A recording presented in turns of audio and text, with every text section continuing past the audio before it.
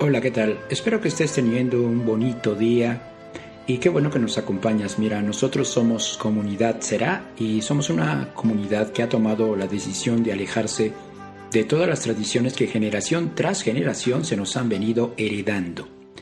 Esto no es otra cosa, sino simplemente una invitación a salir del sistema, a huir de las religiones que te han tenido atrapado por generaciones. Pero no te pedimos que salgas de una religión para que vengas a otra. Lo que nosotros te sugerimos, lo que nosotros te pedimos, es salte del sistema y comienza realmente a estudiar la palabra de Dios. Comienza a estudiar la Biblia.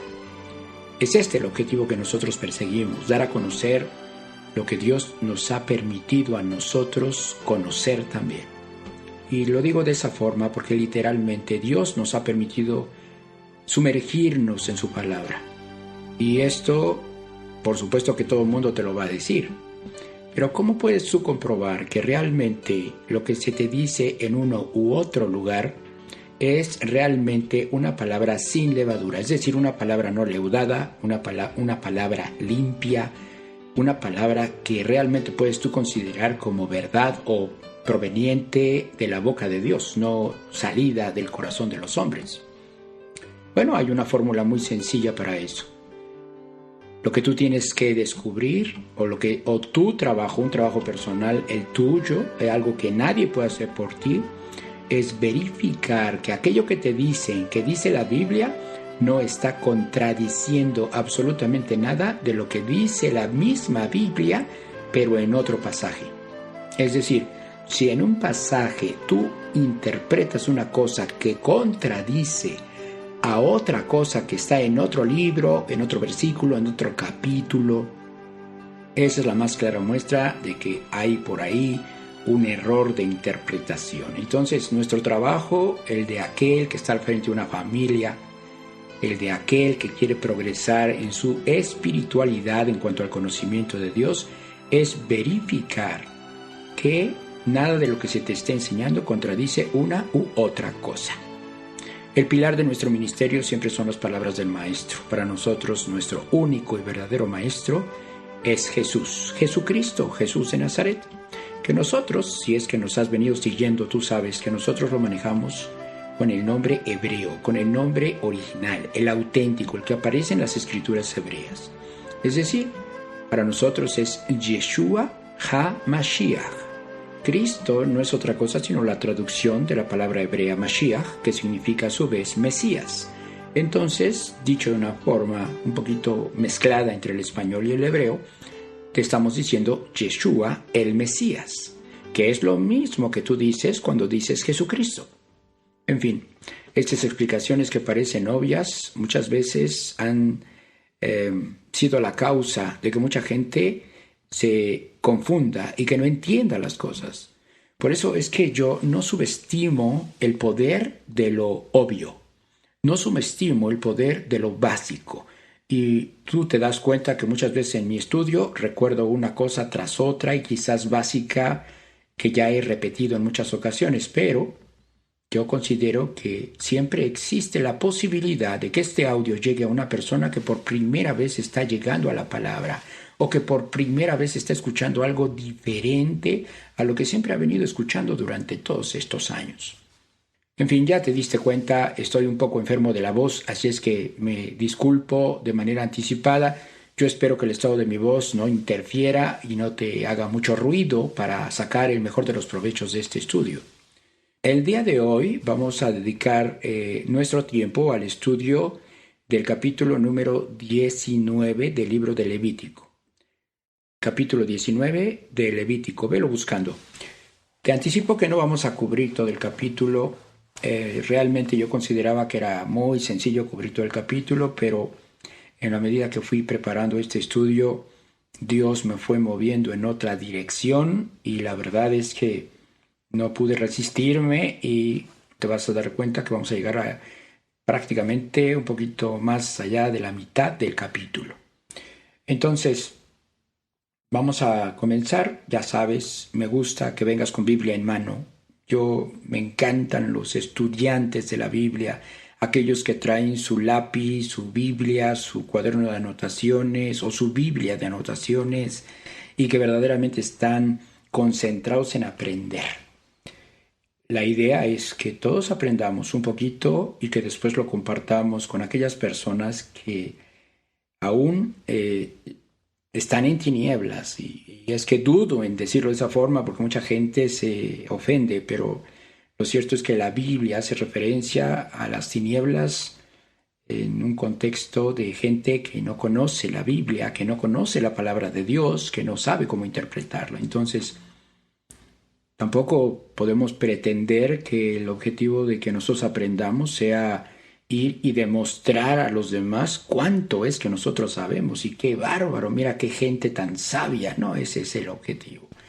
Lo que nosotros queremos es simplemente estar listos, preparados para cuando se llegue el momento de que sea necesario pronunciar la palabra del Eterno. Pero si yo nunca estudio la Biblia y se presenta la oportunidad, pues me voy a quedar como un simple espectador, sin saber qué decir, sin poder guiar al ciego, sin poder ayudar al necesitado, sin poder dar una palabra de aliento al entristecido, en fin. Hoy estamos aquí y Dios sabe por qué estamos aquí. ¿Tú lo sabes? Qué bueno. Yo lo sé. Te confieso que muchas veces, en muchas ocasiones, en la mayoría de hecho, yo no sé por qué estoy aquí. Lo que sí sé y de lo que sí tengo certeza es que Dios me puso aquí. Y hoy me tiene trabajando para Él con este tipo de estudios que cada que yo recibo un mensaje de gente nueva, cada que yo recibo un mensaje de alguien que me dice esto está cambiando mi vida, esto me está sirviendo para ver la Biblia de una forma diferente, me he dado cuenta que he estado equivocado durante muchos años. Cada que a mí me sucede eso, yo no pretendo, por supuesto, porque todos somos susceptibles de caer en la trampa del ego y empezar a creerse uno muy sabio, pero lo cierto es que no. Tan no soy sabio que para dar este tipo de estudios tengo que estudiar mucho. Si yo fuera un sabio, pues ni siquiera tendría yo que estudiar tanto y simplemente agarraría el libro y empezaría yo a decir una serie de barbaridades que hoy mucha gente lo dice con tanta displicencia que espanta, que asusta, que da miedo. El punto aquí es de que aquí estamos.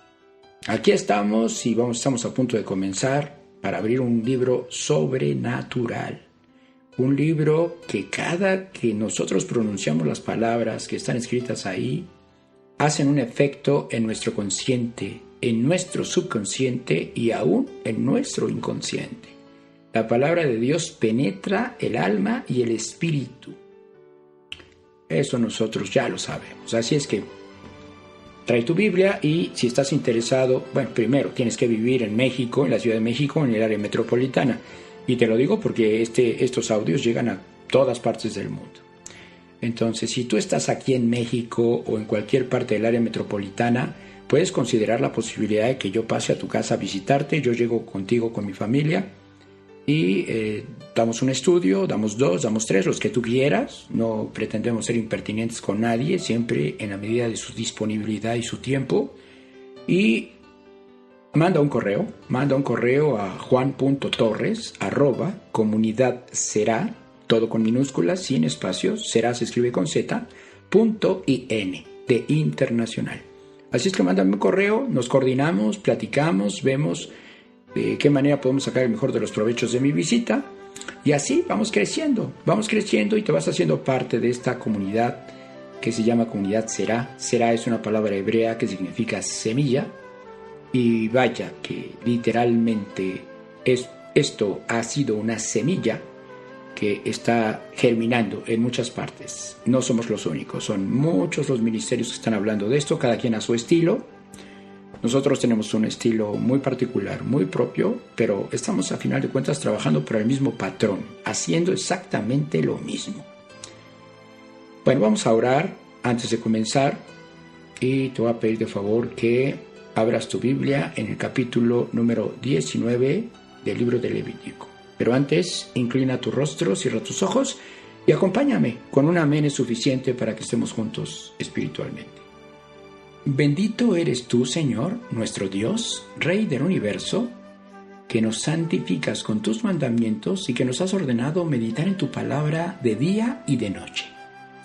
Hoy estamos aquí, Padre mío, a punto de comenzar otra vez con el estudio de tu bendita Torah, de tu ley, de tu instrucción, de tu enseñanza.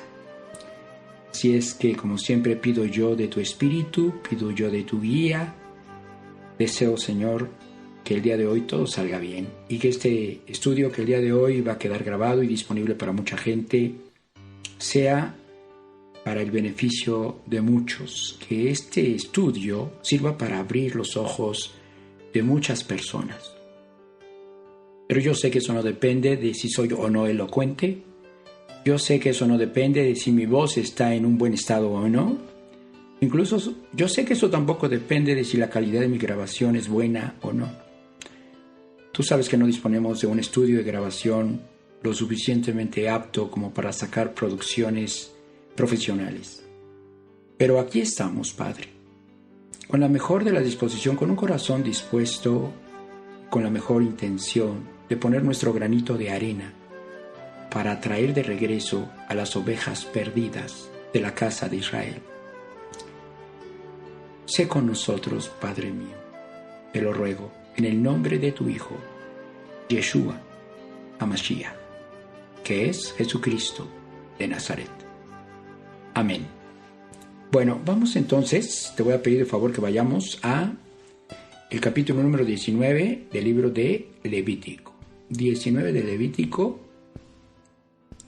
y vamos a leer el versículo número 1, que dice de la siguiente forma.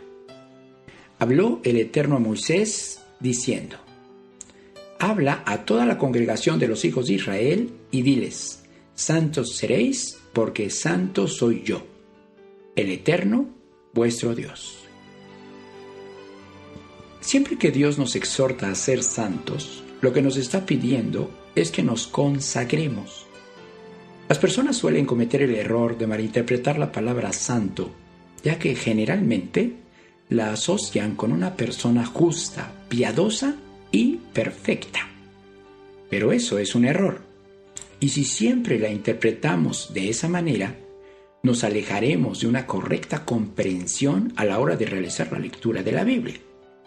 Ser santo no es ser perfecto. Ser santo es estar separado del resto de las personas para un propósito específico, para algo especial. En la Biblia, la palabra hebrea que se usa para referirse a la santidad es la palabra kadosh y sus variaciones, sus diferentes derivados. Se usan incluso para referirse a una ramera, la cual se consagra, se separa para un propósito específico. Ciertamente no del todo bueno, pero al fin y al cabo está consagrada a una actividad especial.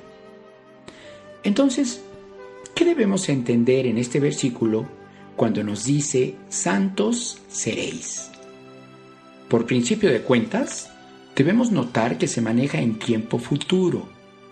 Dios nos está diciendo serán santos. Si Dios terminara su instrucción con esta frase, solo entenderíamos que nos está diciendo que en el futuro seremos separados del resto de las personas, pero no sabríamos qué es lo que espera Él de nosotros. Es decir, ya entendimos que quiere separarnos para un propósito específico, pero ¿cuál es ese propósito? Siempre que leas esta instrucción en la Torah, es decir, dentro de los primeros 5 libros de la Biblia, notarás que en la mayoría de los casos que Dios nos dice la frase santos serán, la complementa con la frase que aclara perfectamente el objetivo de esa consagración. Esa frase es: porque yo soy santo. Es decir, lo que Dios nos está pidiendo es que nos consagremos de la misma manera en la que Él está consagrado. No nos está pidiendo que nos consagremos para realizar actividades alejadas de sus preceptos.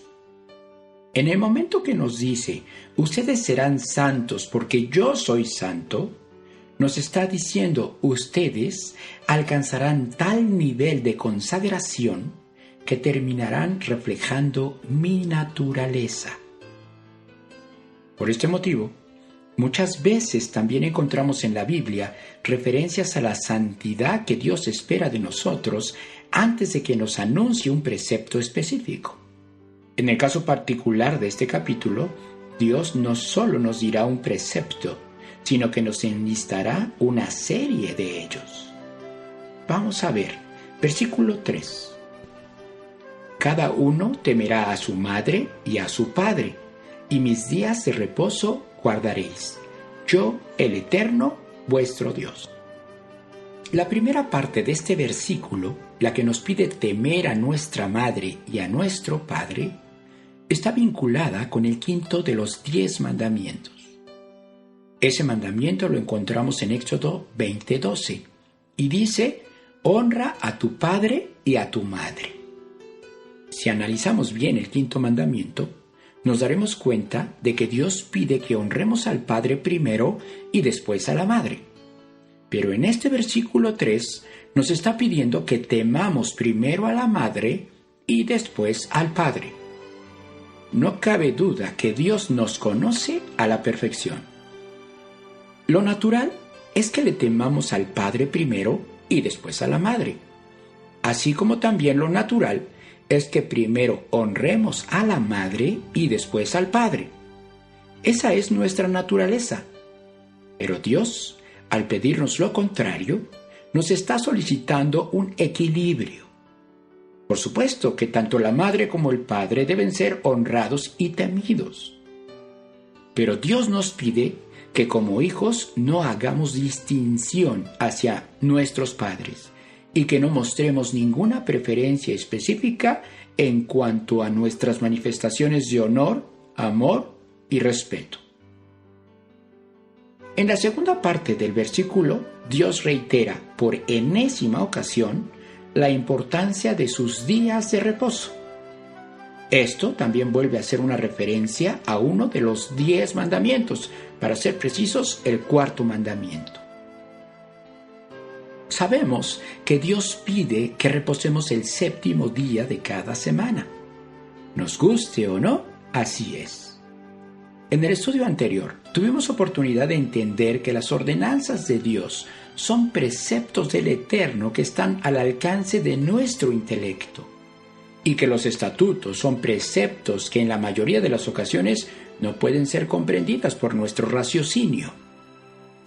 El asunto del día de reposo, para muchas personas, entra en la categoría de estatuto, por cuanto no son capaces de entender el por qué Dios pide reposar en el séptimo día. Entonces, históricamente se han buscado justificaciones para incumplir con este estatuto. Ese fue el principio de la separación de las enseñanzas de Jesús y el origen de las religiones. Jesús guardaba el día de reposo y nunca lo transgredió. Si así hubiera sido, entonces no sería el Cordero sin defecto que pudo ser ofrecido por los pecados del mundo.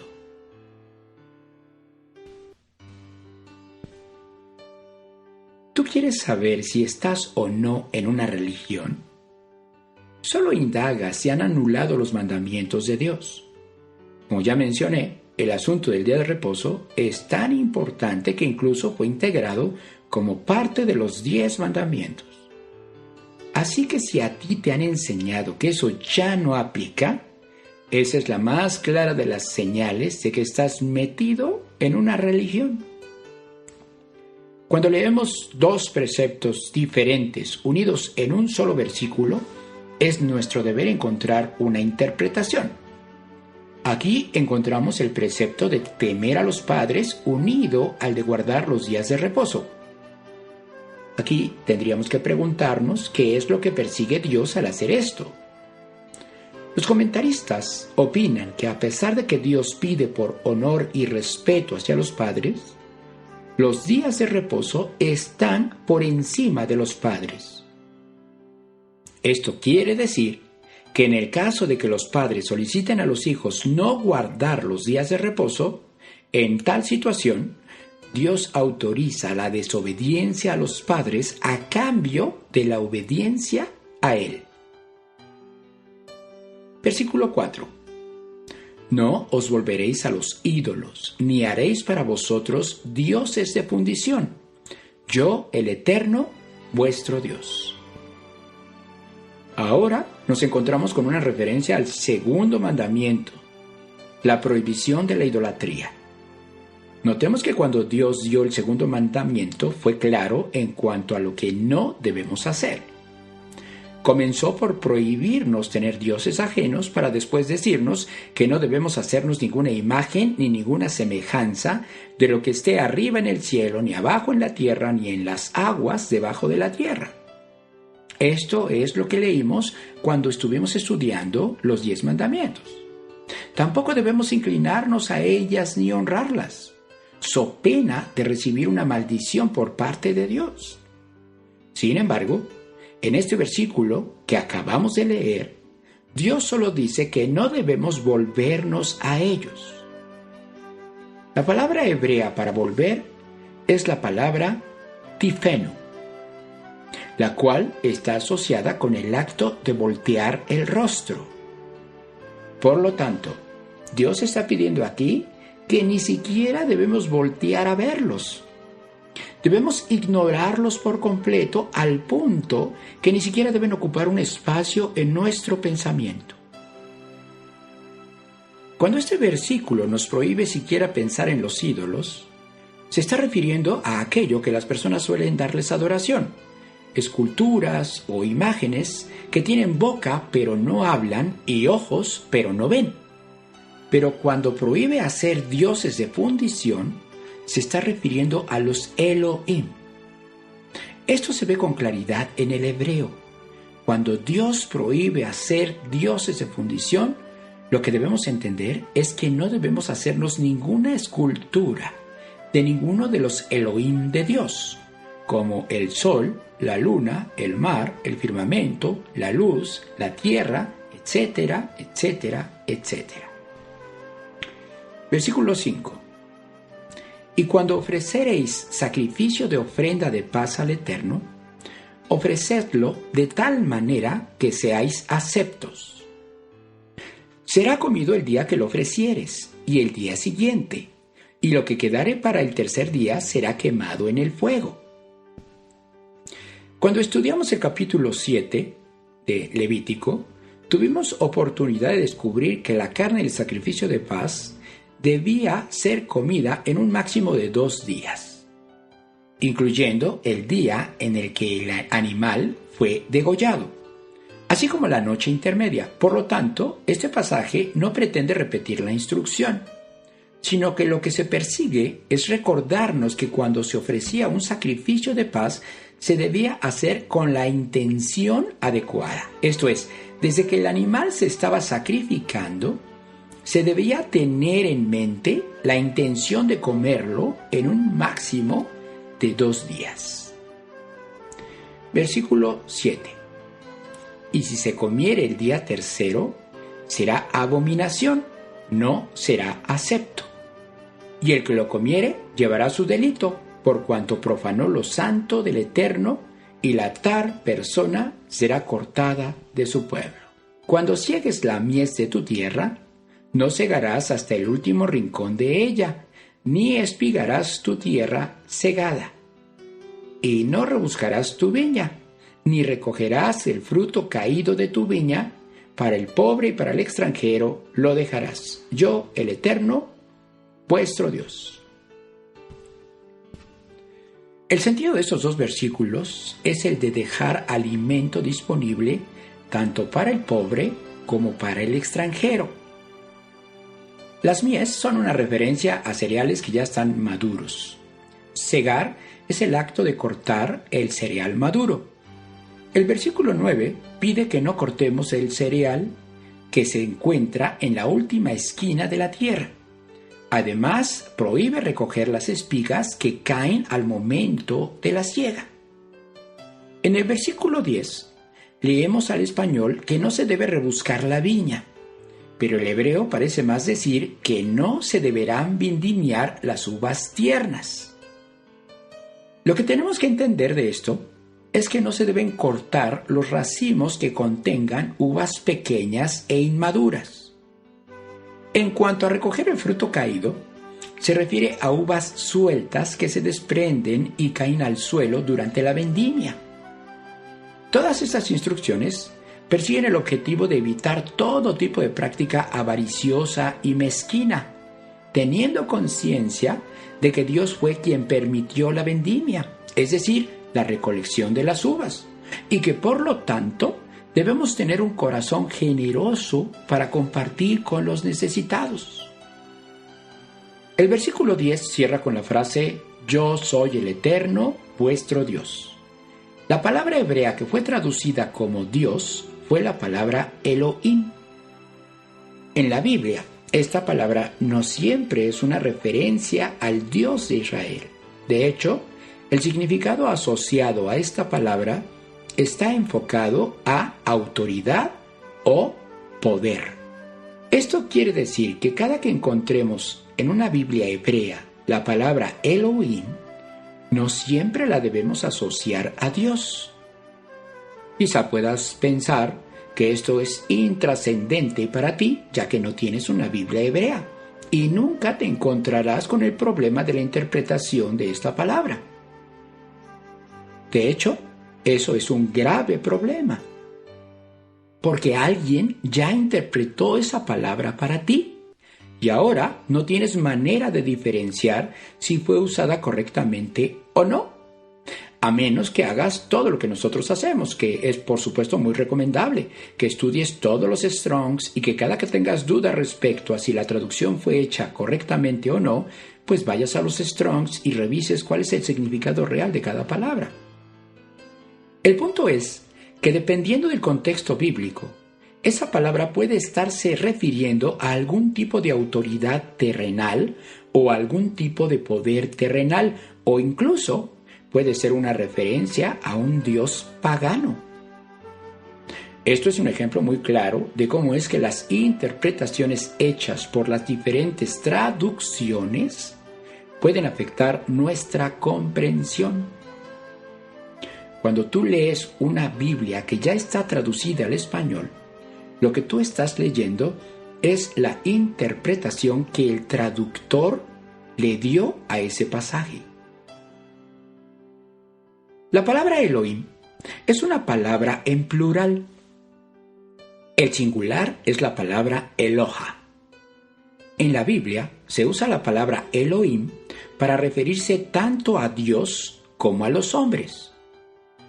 Si ya dije que Elohim es una palabra hebrea en plural y que se usa para referirse a Dios, entonces ¿esto quiere decir que Dios está integrado por varios dioses? No. Lo que persigue el adjetivo Elohim es indicar que quien lo porta dispone de un poder ejecutor múltiple. O sea, cuando usemos el término Elohim para referirnos a Dios, debemos tener en mente que Él posee el dominio de varias fuerzas. Dios es el amo de todas las fuerzas y poderes que existen en el universo. Esto queda de manifiesto en todo el relato de Génesis capítulo 1, en donde Dios usa todos esos poderes, es decir, sus Elohim, para darle forma a su creación. Por esto es que el Salmo 82:1 dice que Dios está en la reunión de los dioses. Esto es, Elohim está en la reunión de los Elohim. Un poco confuso para quien desconoce el manejo que la Biblia le da al término Elohim. Con ignorancia, cuando leemos Dios está entre la reunión de los dioses, nuestro razonamiento haría un cortocircuito. Pues no que no hay ningún otro Dios sino solo el Dios de Israel. Efectivamente, así es. Solo hay un Dios. Cuando leemos que Elohim está en la reunión de los Elohim, lo que debemos entender es que Dios domina absolutamente todos los Elohim terrenales. Esto incluye la luz, la oscuridad, la tierra, el sol, la luna, las aguas, los hombres, los animales, etcétera, etcétera, etcétera. Por cierto, te comento que dediqué mucho tiempo para elaborar una serie de estudios del Génesis capítulo 1, en donde podrás apreciar la intervención de los Elohim de Dios de una manera muy clara. Esos estudios siguen disponibles en nuestra página. Continuando con nuestro razonamiento. Cuando usamos la palabra Elohim para referirnos a cierto tipo de hombres, tampoco podemos pensar que si la Biblia le llama Elohim a un hombre, se trata de un hombre múltiple, ni mucho menos podemos decir que es Dios mismo, sino que se trata de un hombre que tiene control sobre diversos poderes. Este es el caso de los llamados jueces, que existieron en medio del Israel que estuvo en el desierto, y de aquellos que gobernaron a Israel cuando el pueblo de Dios quedó establecido en la tierra de Canaán. Un ejemplo muy claro de esto lo encontramos en Éxodo 22:8. En ese versículo, la palabra Elohim fue traducida como jueces. El mismo caso es para Éxodo 22:28. Respecto a este tema, tenemos un pasaje interesante en el capítulo 10, versículos 22 al 30 del Evangelio según Juan.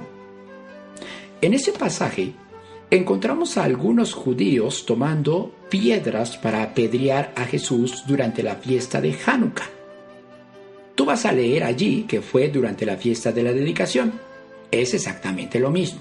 Por cierto, la fiesta de la dedicación ya está muy cerca y en nuestra estación de radio comenzaremos a transmitir música de Hanukkah de aquí y hasta que termine diciembre.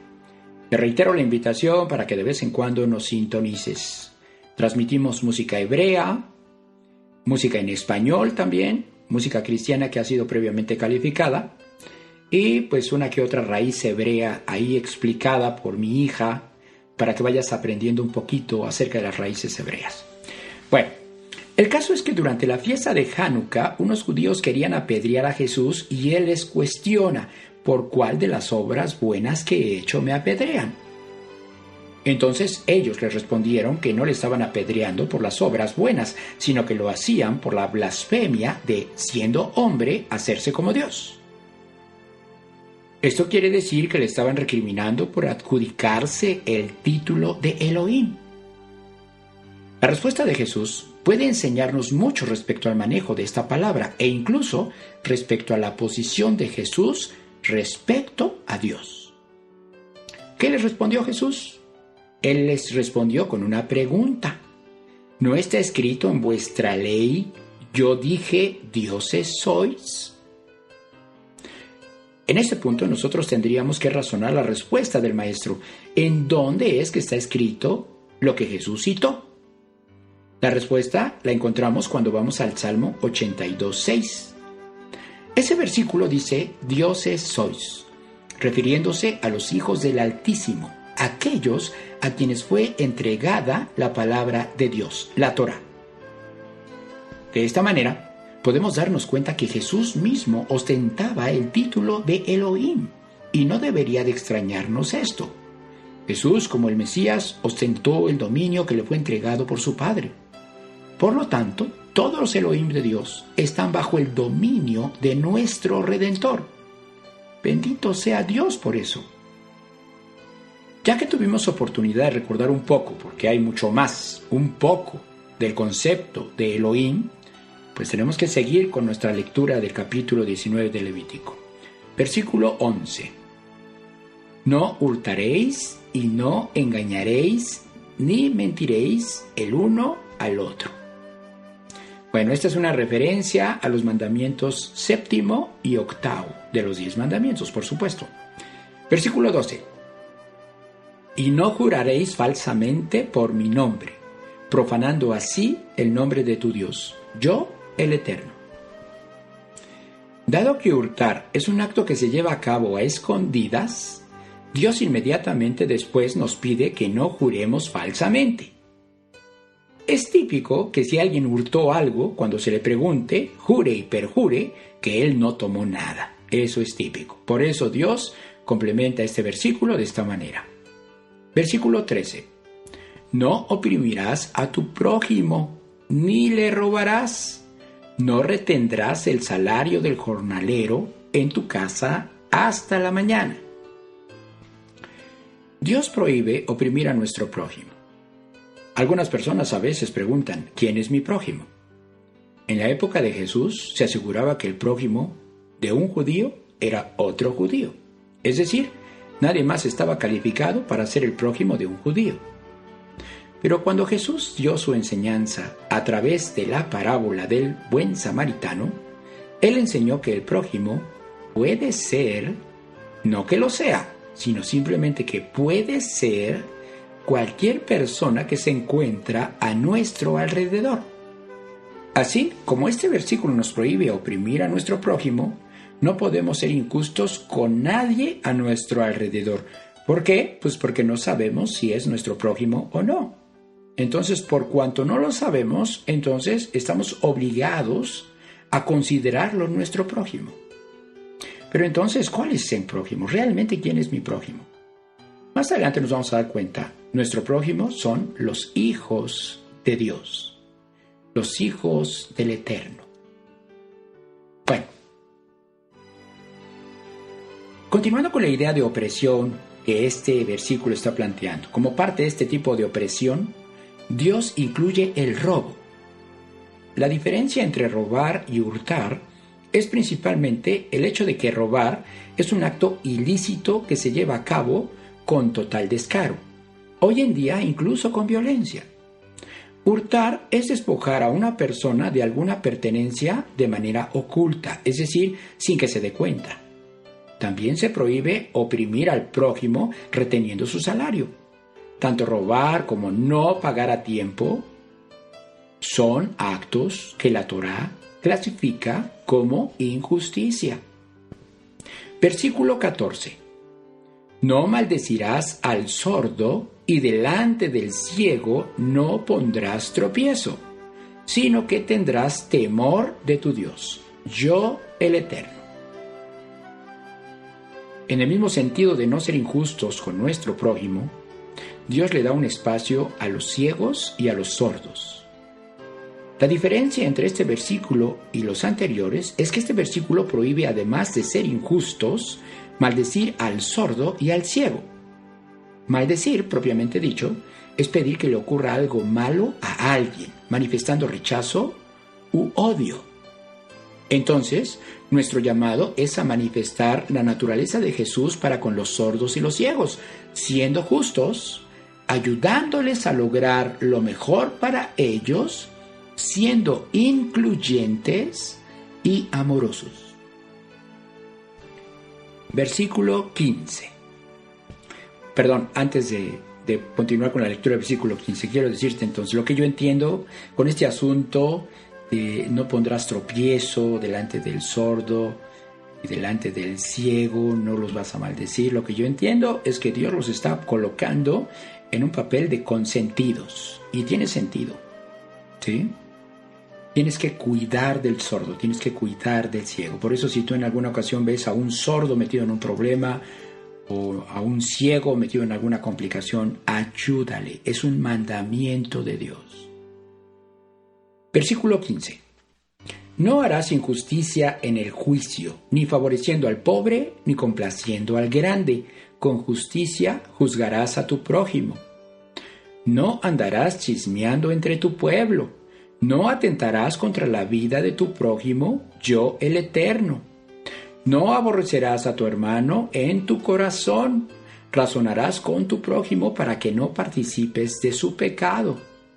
No te vengarás, ni guardarás rencor a los hijos de tu pueblo, sino amarás a tu prójimo como a ti mismo. Es aquí en donde nosotros encontramos la identificación del prójimo. ¿Quién es nuestro prójimo? Los hijos del pueblo. ¿De cuál pueblo? Del pueblo de Israel. ¿Y por qué hoy no podemos saber si el que está a mi lado es o no es mi prójimo? Porque yo no sé si desciende de Israel. Esto es un misterio. Entonces, por cuanto yo no sé si desciende de Israel, yo estoy obligado a tratar a cualquiera que esté a mi lado como si fuera mi prójimo. La segunda tabla de los 10 mandamientos, la que contiene los 5 mandamientos que regulan las relaciones entre los hombres, se resume en esta frase: amarás a tu prójimo como a ti mismo. Analicemos todo lo que llevamos de este capítulo para apreciar de manera global lo que Dios quiere enseñarnos. Lo primero que encontramos es un llamado a la santidad asociada a Dios, junto con la declaración, yo soy el Eterno, vuestro Dios. Esto es el versículo 2 de este capítulo.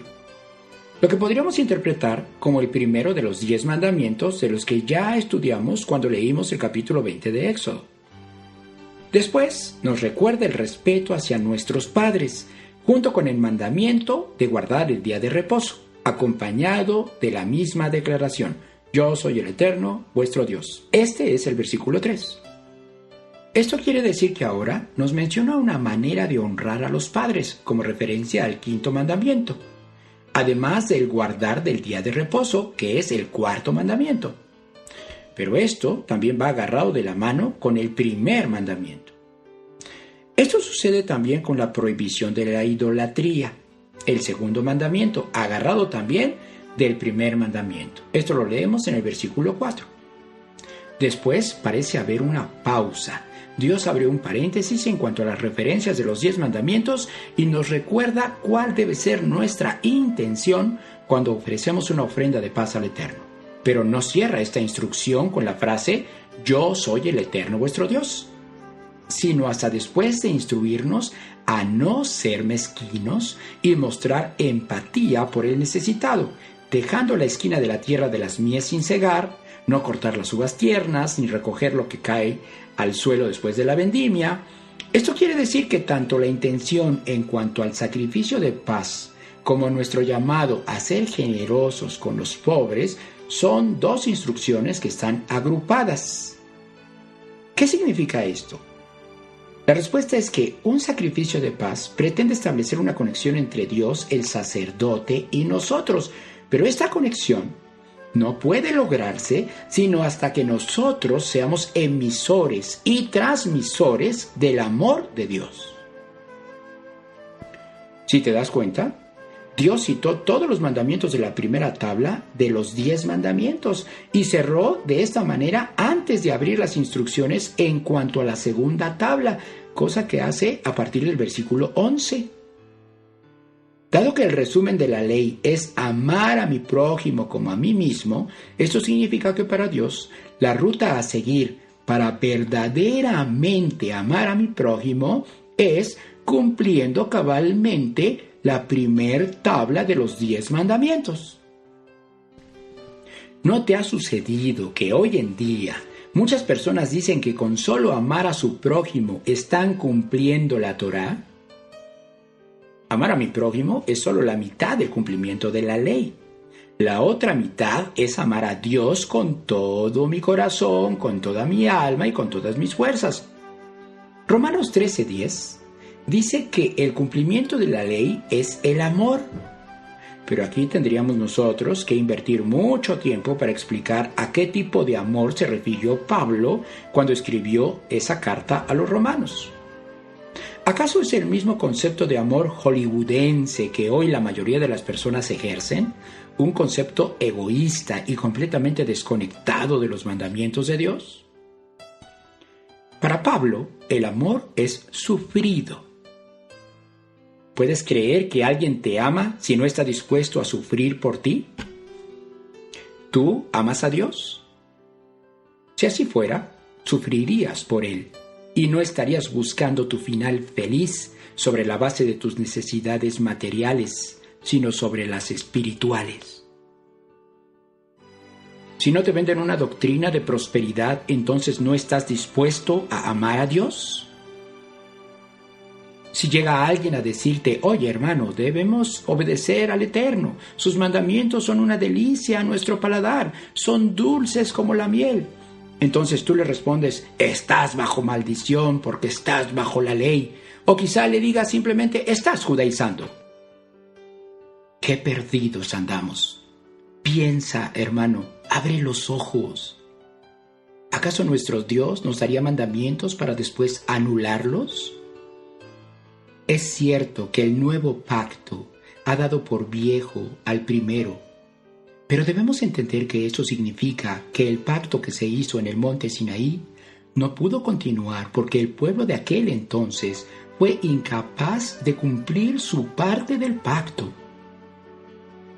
Si ese pacto continuara, todos seríamos fulminados, porque la parte del pacto que no se cumplió fue nuestra responsabilidad. Por ese motivo, Dios nos proveyó de un nuevo pacto, el cual fue anunciado por Jeremías 31:31. Si tu hijo transgrede la ley de tránsito, ¿vas y la anulas? ¿O simplemente pagas la multa? Eso fue lo que hizo Dios con nosotros. Dio el pago por nuestras transgresiones. Anuló la consecuencia de nuestra desobediencia. En ninguna manera podemos pensar que anuló sus mandamientos. La Biblia no tiene contradicciones. Las contradicciones las han hecho los hombres indoctos que con sus torceduras han desvirtuado la palabra para convertirla en un producto mercantil. ¿Te han enseñado que quien vive bajo la ley vive bajo maldición? Esa es una referencia a una pésima interpretación de Gálatas 3:10, que dice que los que dependen de las obras de la ley están bajo maldición.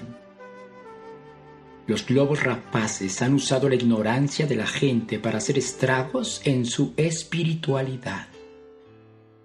Si quieres darle la correcta interpretación a ese versículo 3:10 de Gálatas, solo debes contextualizarlo dentro del marco bíblico, histórico y cultural en el que se encuentra.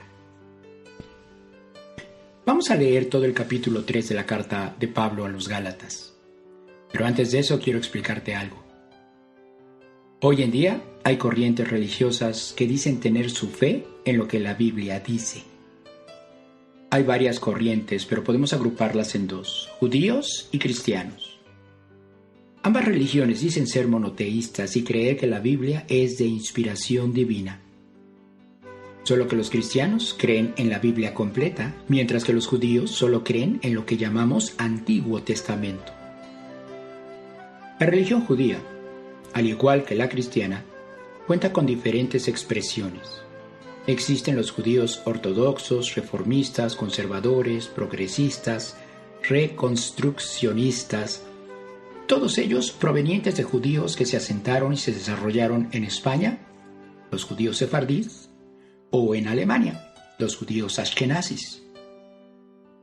La base de todas las expresiones judías es la literatura en la que se han asentado todos los ritos, rezos, creencias y doctrinas y costumbres. Esto quiere decir que además de creer en el Antiguo Testamento, ellos creen a la par en lo que llaman tradición oral. Ellos aseguran que Dios no solo le entregó a Moisés la Torá en el monte Sinaí, sino que además le adiestró de manera oral, complementando así la entrega de la Torá. Es por eso que para el judaísmo existe la Torá escrita y la Torá oral. Al pasar los años, ellos tuvieron temor de que la tradición oral se perdiera, y fue así como decidieron ponerla por escrito. De esta forma nace el Talmud, la base de la creencia judía. Cuando nosotros escuchemos a un judío mencionar la palabra Torá, tendríamos que preguntarle, ¿la oral o la escrita? Porque el judío maneja indistintamente el término Torá tanto como para una como para otra. Si en el Nuevo Testamento leemos a un judío mencionar la palabra ley, que es la traducción al español de Torá, también tendríamos que preguntarle si se refiere a la Torá escrita u oral. Cuando se desconoce todo lo anterior, suceden, como han pasado, un sinfín de malas interpretaciones que solo distorsionan el mensaje que Dios ha querido revelarnos. Esto nos atrapa en la ignorancia y nos imposibilita para verdaderamente amar a Dios. Hoy en día es realmente muy difícil que un cristiano sepa diferenciar a qué se refiere Pablo cada que habla de la ley. No debieran de perder de vista que Pablo, al igual que Jesús, fue judío. Con todo esto en mente, vamos a leer Gálatas capítulo 3. Gálatas capítulo 3, a partir del versículo 1. oh Gálatas insensatos, ¿quién os fascinó para no obedecer a la verdad? A vosotros, ante cuyos ojos Jesucristo fue ya presentado claramente entre vosotros como crucificado. Pablo comienza este capítulo tan molesto que incluso les dice a los Gálatas insensatos. Para saber por qué es que Pablo comienza este capítulo de esta forma, tendríamos que saber de qué habló Pablo en los primeros 2 capítulos. Aquí te voy a dar un resumen para que tú después tengas la oportunidad de verificar que lo que aquí yo te digo realmente es cierto. En el capítulo 1, Pablo les dice a los Gálatas que está sorprendido que de una manera tan rápida se habían alejado del evangelio que él les había anunciado. Y lo hicieron para seguir las tradiciones judías. Pablo incluso menciona que él mismo había caído en el error de ser tan celoso de las tradiciones de sus padres que perseguía a los seguidores de Jesús, hasta que Jesús mismo se le reveló y le dio instrucciones para predicar a los gentiles. Pablo dijo que después de la revelación de Jesús, él pasó 17 años reaprendiendo, ya que era necesario hacer un reseteo de todo lo que le habían enseñado y que estaba mal. Quizá hoy muchos deberían de hacer lo mismo. Yo lo hice. Hoy por eso tomo este micrófono. Yo lo hice. Si hoy se te revela el Mesías, no lo dudes. Salte del sistema que te tiene manipulado. El punto es que Pablo, en los 2 primeros capítulos de Gálatas, está atacando de frente a las tradiciones judías. Hoy, ministerios como el nuestro, atacamos no solo a las tradiciones judías, sino también a las cristianas que le han dado más peso a sus dogmas y doctrinas que a la palabra del Eterno. Nosotros creemos en Cristo, en el Mesías, pero en aquel judío que vino a enseñarnos que es la palabra de su Padre la que tenemos que obedecer, no a las tradiciones de la época. En el capítulo 2, Pablo menciona a unos infiltrados judíos que se mezclaron entre sus congregantes con el objetivo de manipularlos para que obedecieran a las tradiciones de los padres, mencionando la circuncisión como un tema de debate. Ese tema es lo que dio origen al concilio que se describe en el libro de los Hechos capítulo 15. Estos infiltrados judíos que pretendían jalar a los hermanos hacia las tradiciones son los verdaderos judaizantes. Un judaizante no es aquel que te dice que los mandamientos de Dios deben ser obedecidos, sino el que te trata de imponer tradiciones, dogmas y doctrinas que son producto de la ley oral. Ya que Pablo les dice Gálatas insensatos, procede a cuestionarlos. ¿Quién os fascinó para no obedecer a la verdad? La verdad, tanto para Pablo como para Jesús y para nosotros, es una referencia directa a la Torá del Eterno, a los primeros 5 libros de la Biblia, la base de la predicación de Jesús. Así que Pablo le pregunta, ¿quién los fascinó para no obedecer la Torá del Eterno?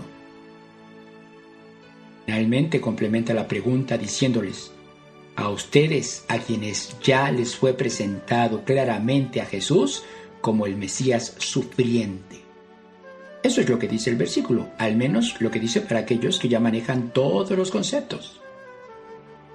¿Verdad que es necesario contar con el contexto bíblico, histórico y cultural? Jesús es el único Mesías, pero desempeña 2 funciones que fueron anunciadas por los profetas. Uno es el papel del Mesías sufriente, el que muere por los pecados de su pueblo. Y el otro es el Mesías triunfante, aquel que regresará para pelear contra los enemigos de Dios y a establecer el reino de su Padre. Antes de pasar al siguiente versículo, resumamos este. Parafraseándolo, Pablo está diciendo, Gálatas tontos, ¿quién os ha engañado para no obedecer la Torá del Eterno, aun cuando ya se les presentó a Jesús como el Mesías sufriente? Versículo 2. Esto solo quiero saber de vosotros. ¿Recibiste el Espíritu por las obras de la ley o por el oír con fe? Este es un versículo crucial para entender lo que realmente está diciendo Pablo.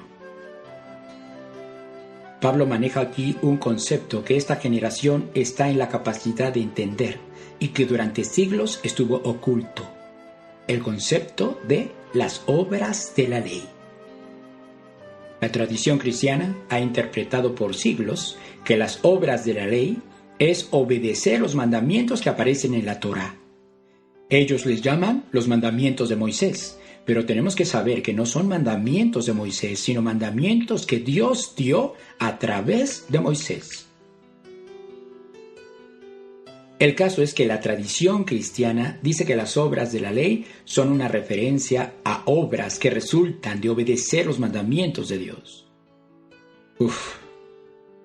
¿Acaso no Jesús dijo que no había venido para anular ni la ley ni a los profetas? Pero entonces, ¿a qué se refiere el término obras de la ley? La respuesta es a todas las obras que han resultado de seguir la tradición oral. ¿Y cómo demostramos que esto es cierto? El término obras de la ley apareció por primera vez en uno de los escritos que fueron descubiertos en el Mar Muerto, específicamente en las cuevas de Qumran. Hay mucha información de esto en el Internet. Te invito a que investigues. En esos manuscritos apareció el término las obras de la ley como un compendio de todas las tradiciones que se fueron transmitiendo de generación en generación. Hoy en día existe un libro judío de esas obras de la ley. Se trata del Shulchan Aruch. A partir de ahora, cuando leas en cualquier parte del Nuevo Testamento el término obras de la ley, lo que debes entender es que es una referencia directa a la Torá oral, o si prefieres llamarle ley oral. Son términos equivalentes, pero de ninguna manera puedes asociar obras de la ley a obedecer los mandamientos de Dios. Al menos no dentro de los planteamientos que hace Pablo, porque Pablo repite esta frase una y otra vez en cada una de sus cartas. Para continuar con la segunda parte de este versículo 2, en donde Pablo pregunta si recibieron el Espíritu por las obras de la ley o por el oír con fe, ahí yo quiero decirte que ya hemos hablado en muchas ocasiones el concepto de fe bíblica, no de la fe filosófica. La fe filosófica no te pide ninguna acción, solo decir que tienes fe. Bajo esos términos, entonces cualquiera podría decir que tiene una fe enorme. Es más, cualquiera podría decir que tiene una fe perfecta. Pero la Biblia maneja un concepto radicalmente diferente. La fe bíblica está relacionada con la palabra hebrea emuná, que significa fidelidad. Pero esta palabra fue traducida como fe en el versículo de Habacuc 2:4, que dice que el justo por su fe vivirá. A su vez, la palabra emuná también está relacionada con la palabra emet, que significa verdad. Si Jesús dijo que la palabra de su Padre es verdad, entonces debemos entender que fe es fidelidad a la Torá. Es decir, fe es fidelidad a los mandamientos de Dios. Ya con todo esto, ¿podremos entender el sentido del versículo 2? Vamos a parafrasearlo para sustituir lo que aprendimos. La pregunta de Pablo es: ¿recibiste el Espíritu por la ley oral o por el oír con fidelidad a los mandamientos de Dios? Si estás escuchando este estudio y hoy Dios ha abierto tus oídos para entender esto, alaba a Dios porque ha tenido misericordia de ti. Continuemos leyendo. Versículo 3. ¿Tan necios sois? Habiendo comenzado por el Espíritu, ¿ahora vais a acabar por la carne? ¿Tantas cosas habéis padecido en vano? Si es que realmente fue en vano. Aquel pues que os suministra el Espíritu y hace maravillas entre vosotros, ¿lo hace por las obras de la ley o por el oír con fe? La expresión obras de la ley se repite constantemente en las cartas de Pablo. Es obvio que se trata de un judío muy instruido en la tradición oral. No perdamos de vista que Pablo fue discípulo de Gamaliel, un maestro que tenía una gran reputación entre los judíos. Cada que leas una carta de Pablo, no olvides todo esto para no caer en contradicciones. Versículo 6. Así, Abraham creyó a Dios y le fue contado por justicia. ¿Qué es creer en el contexto bíblico? Al igual que el caso de la fe, creer es acompañar nuestras creencias con acciones, no con actitudes pasivas que solo me conducirán a la perdición. Versículo 7. Sabed, por tanto, que los que son de fe, estos son hijos de Abraham. Abraham es nuestro patriarca. Yo soy un hijo de Abraham, porque la Escritura lo dice, no porque yo lo diga. ¿En dónde lo dice? Bueno, lo está diciendo aquí y en el siguiente versículo también. Versículo 8. Y la Escritura, previendo que Dios había de justificar por la fe a los gentiles, dio de antemano la buena nueva a Abraham, diciendo: en ti serán benditas todas las naciones. Modo que los de la fe son bendecidos con el creyente Abraham. Los que hemos despertado y visto la manera en la que Dios nos habla para regresar a sus mandamientos, entendemos que hemos dejado de ser gentiles y hemos sido injertados en el buen olivo. Así, Dios cumple la promesa que le hizo a Abraham. Versículo 10.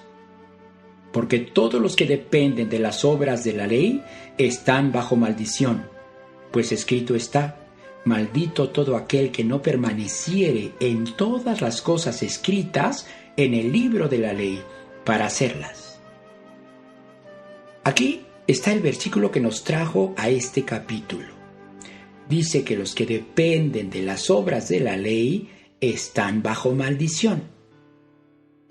Si nuestra necedad nos mantuviera en la creencia que las obras de la ley corresponden a la obediencia a los mandamientos de la ley de Dios, entonces aquí encontraríamos una contradicción, porque inmediatamente después de decir que el que depende de las obras de la ley está bajo maldición, el versículo continúa explicando, diciendo que el maldito es todo el que no permanece en las cosas escritas en el libro de la ley.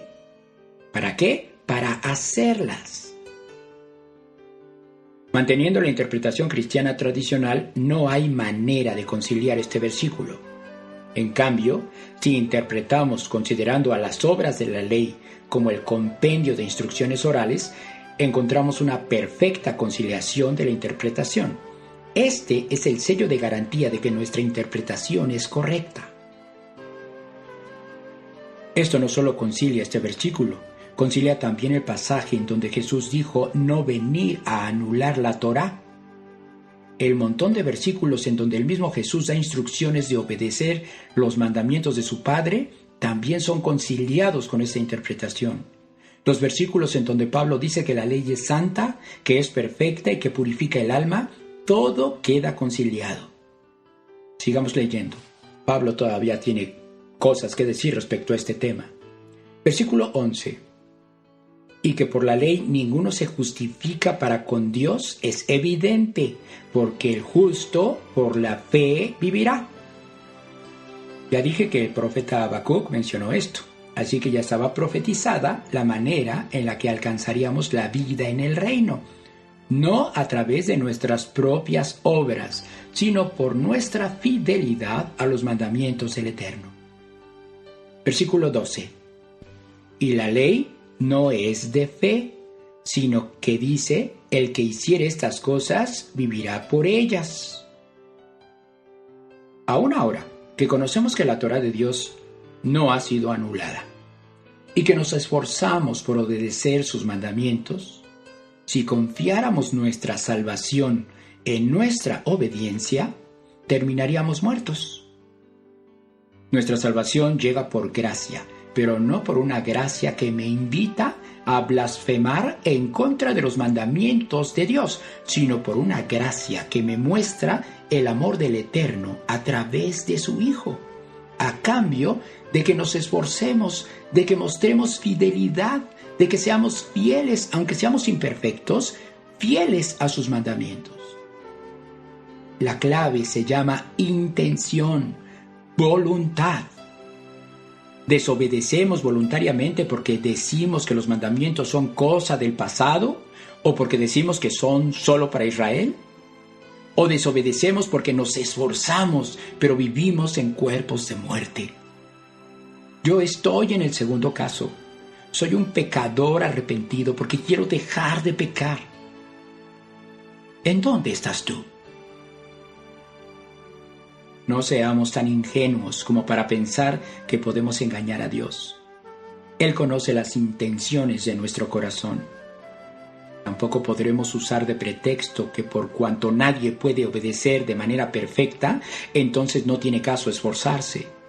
Esa es una postura comodina. Nuestra parte es poner todo lo que tenemos para acercarnos lo más posible a la obediencia que Él nos pide. Versículo 13. Cristo nos redimió de la maldición de la ley, hecho por nosotros maldición, porque está escrito, maldito todo el que es colgado en un madero. Esto no quiere decir que la Torá sea en sí misma maldición. Lo que tenemos que entender es que la maldición llega cuando desobedecemos la Torá. Eso resulta claro en medio del planteamiento que Pablo está desarrollando. Así, la idea de este versículo es que el Mesías nos rescató de la maldición de nuestra desobediencia a la Torá. Si entendemos esto, comenzaremos a amar a Dios de la manera correcta. Versículo 14. Para que en Cristo Jesús la bendición de Abraham alcanzase a los gentiles, a fin de que por la fe recibiésemos la promesa del Espíritu. Una vez más Pablo involucra a los gentiles. Si unimos la idea del versículo anterior con este, la idea se cierra de la siguiente manera. El Mesías nos rescató de la maldición de nuestra desobediencia, para que, en caso de mostrar fidelidad, recibiéramos el Espíritu de Dios. Es hora, hermanos, basta de pretextos. Demostremos que el sacrificio de Jesús no fue en vano para nosotros. Comencemos a dejar de renegar de los mandamientos de Dios y comencemos a mostrarnos fieles a sus mandamientos. De esta manera es que se cumple la promesa hecha a Abraham. Versículo 15. Hermanos, hablo en términos humanos. Un pacto, aunque sea de hombre, una vez ratificado, nadie lo invalida ni le añade. Esto queda claro cuando existe algo valioso entre los hombres: el honor. Con honor, cosa que era muy común en el Israel antiguo, los pactos se cumplen, pero sin honor, cosa que es normal en la actualidad, ningún pacto tiene importancia para la gente. Quizá por ese motivo hoy muchos subestiman las implicaciones del nuevo pacto. Versículo 16. Ahora bien, a Abraham fueron hechas las promesas y a su simiente. No dice y a las simientes, como si hablase de muchos, sino como de uno, y a tu simiente, la cual es Cristo. Toda la ruta que leemos cuando estudiamos toda la Torá, desde Abraham hasta las 12 tribus, solo conducen a una simiente, a una semilla: Jesús. Jesús dijo que si el grano de trigo no cae a la tierra y muere, queda solo, pero si muere, trae mucho fruto. Jesús fue plantado para dar origen a una nueva especie de hombres, hombres que se mantendrán firmes y fieles a los preceptos de su Padre. Versículo 17. Esto pues digo, el pacto previamente ratificado por Dios para con Cristo, la ley que vino 430 años después, no lo abroga para invalidar la promesa. Primero le fue dada la promesa a Abraham y 430 años después se entregó la Torá. La desobediencia a la Torá escrita anuló la promesa hecha a Abraham. Pablo dice en este versículo, no. ¿Pero por qué Pablo aclara esto? Versículo 18. Porque si la herencia es por la ley, ya no es por la promesa, pero Dios la concedió a Abraham mediante la promesa. Dado que Dios sabía que como humanos imperfectos no podíamos cumplir cabalmente los mandamientos de la Torá, entonces lo que le prometió a Abraham era imposible que llegara a través de la Torá. Preguntémonos entonces, ¿qué fue lo que Dios perseguía cuando dio la Torá? Versículo 19. Entonces, ¿para qué sirve la ley? Fue añadida a causa de las transgresiones, hasta que viniese la simiente a quien fue hecha la promesa, y fue ordenada por medio de ángeles en mano de un mediador. Y el mediador no lo es de uno solo, pero Dios es uno. La Torá fue añadida porque los descendientes de Abraham no se comportaron como el patriarca, fueron en contra de la naturaleza de Abraham. Por este motivo, era necesario proteger la línea genealógica que daría origen al Mesías, aquel que sería capaz de producir muchos frutos, una semilla incorruptible que como tal daría origen a gente incorruptible. Esto quiere decir que actualmente los que profesamos fe en Jesús somos completamente incorruptibles. Si continúas negando la vigencia de los mandamientos de Dios, eres corruptible y siempre lo serás. Si has llegado a la Torá, traído por Jesús, y profesas la misma fe que el Mesías, entonces eres corruptible, pero está profetizado que dejarás de serlo. Y así aplica el versículo que dice que lo corruptible se vestirá de incorruptible. Dime si no amarás a Dios por todo lo que ha hecho por nosotros. Versículo 21. Luego la ley, es decir, la Torá, ¿es contraria a las promesas de Dios? En ninguna manera, porque si la ley dada pudiera vivificar, la justicia fuera verdaderamente por la ley. Mas la Escritura lo encerró todo bajo pecado, para que la promesa, que es por la fe en Jesucristo, fuese dada a los creyentes. Estos dos versículos son dignos de ser estudiados de manera muy extensa. Por cuestiones de tiempo intentaré darte la conclusión de ambos. Es un buen ejercicio intentar interpretar los versículos antes de recibir la explicación. Te invito a que lo hagas para sacar un verdadero provecho de esto. Si estás escuchando el audio grabado, pon una pausa e intenta interpretar los versículos para que veas la complejidad del planteamiento de Pablo y luego regrese y escuche la interpretación. Pablo aclara que la Torá no es contraria a la promesa, sino un vehículo para alcanzarla. Luego explica más y dice que la Escritura encerró todo bajo pecado. Recordemos que de acuerdo a 1 Juan 3:4, el pecado es la transgresión de la Torá. Cualquier otra definición de pecado no es bíblica. El punto es que la Torá es el contraste del pecado. Si conocemos entonces el pecado y su poder destructor, cosa que no podríamos hacer sin la Torá, entonces buscaremos ser parte de la promesa hecha a Abraham, pero lo haremos a través de la misma fidelidad que llevó a Jesús a morir por nosotros.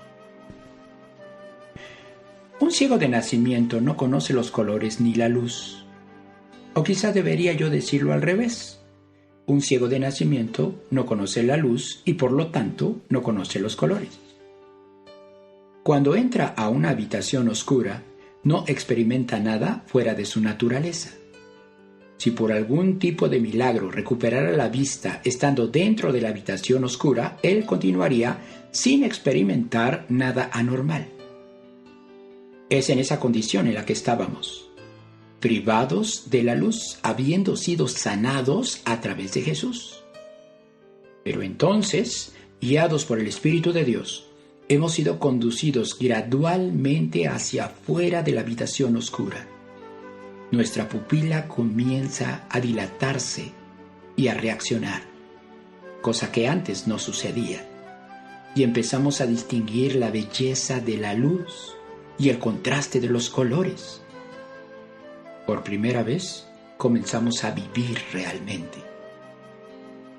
La promesa que nos fue dada solo nos llega por la fidelidad a la misma fe que nuestro Maestro nos enseñó. Pero ¿qué papel juega la Torá en esta metáfora del ciego? La Torá es la luz que le da vida a los colores.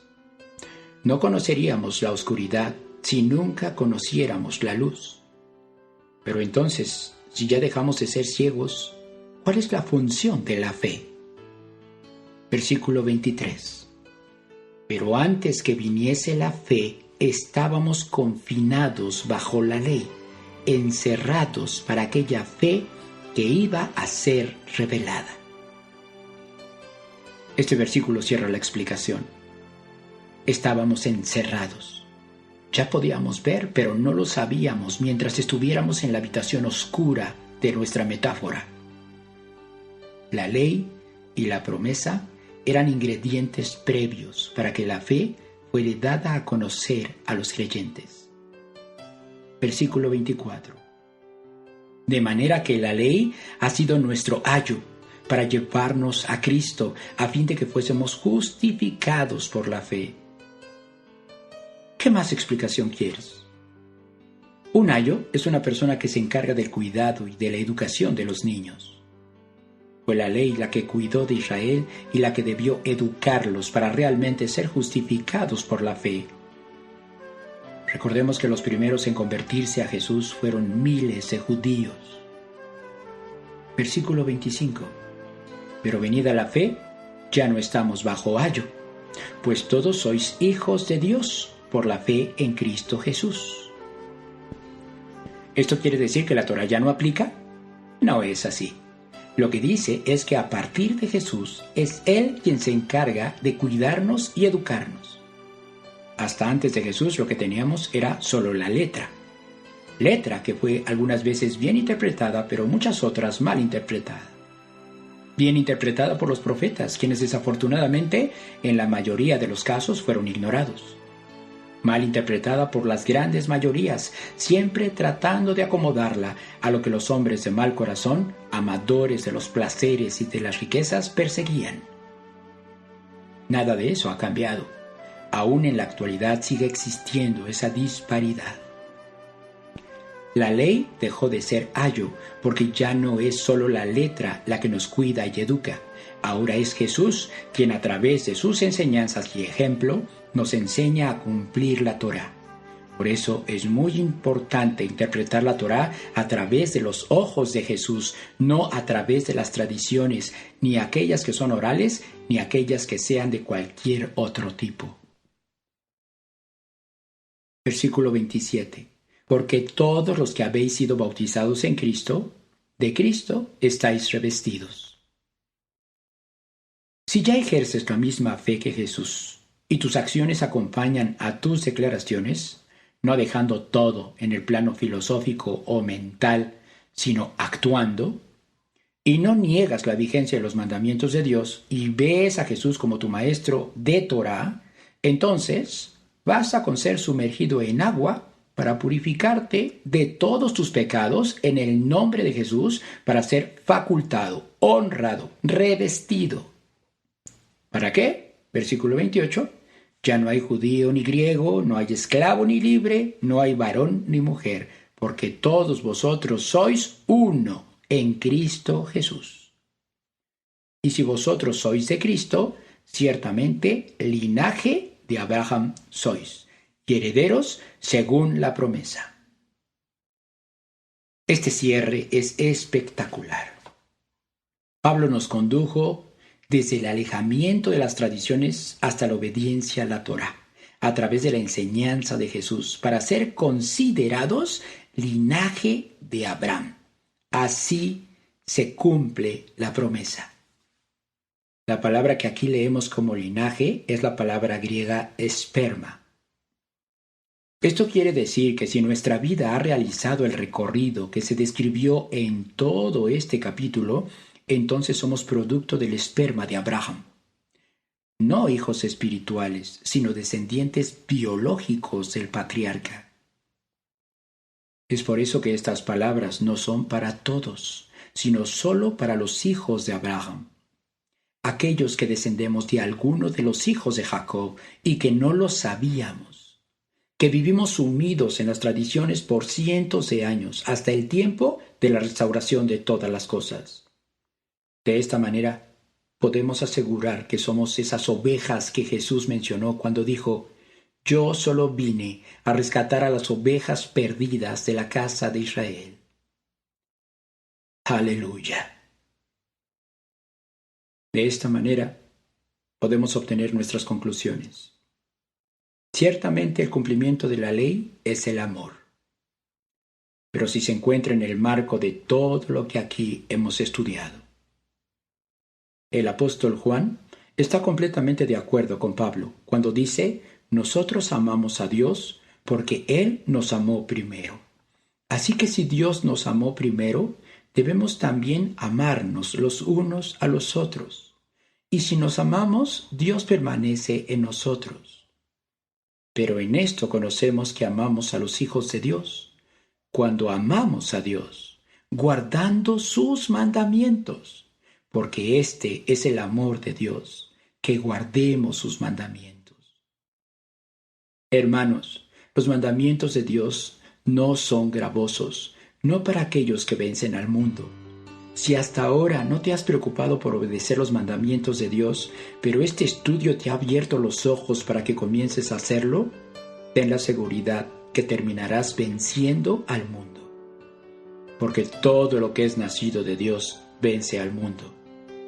Si tú crees que las enseñanzas de Jesús siempre fueron enfocadas hacia obedecer los mandamientos de su Padre y confías en las promesas de Dios, este es el verdadero momento en el que has nacido de nuevo. Oremos. Padre bendito, te damos muchas gracias, mi Señor, que nos has permitido llegar al final de este estudio y obtener estas conclusiones tan maravillosas. Hoy entendemos muchas cosas. Hoy sabemos, Señor, que quizás durante mucho tiempo estuvimos engañados por las religiones, engañados por la gente avariciosa, engañados por los buscadores de riquezas, engañados por aquellos que solo buscan satisfacer sus necesidades temporales. Hoy quiero amarte, Señor, y quiero amarte a plenitud. Quiero amarte sufriendo. Quiero que mi amor hacia ti, Señor, sea benigno. Que se manifieste, Señor, sin tener envidia por ninguno de mis hermanos, por ninguno de mi prójimo. Sin jactarme de nada, sin envanecerme. Hoy, Señor, quiero demostrar mi amor hacia ti, no haciendo nada indebido, no buscando solamente cosas para mí, no molestándome a la menor provocación, no guardando rencor. No me voy a gozar en la injusticia, esté cerca o esté lejos de mí. Mas al contrario, Señor, me voy a gozar en la verdad que es tu bendita Torá. Hoy estoy dispuesto, Señor, a sufrirlo todo.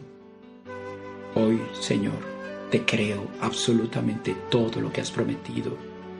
Hoy lo espero, Señor, y si tengo que soportar algo, lo soportaré.